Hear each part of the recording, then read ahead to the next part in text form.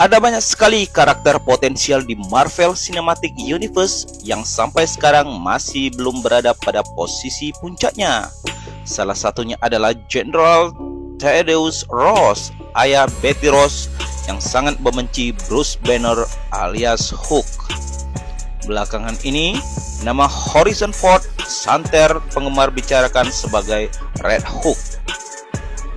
Ford yang juga bintang Indiana Jones akan debut sebagai General Ross di film keempat Captain America yang berjudul New World Order.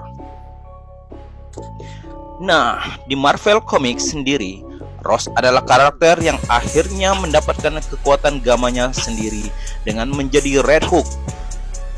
Ada kemungkinan Ross versi Ford ini akan mendapatkan kekuatan barunya film Captain America.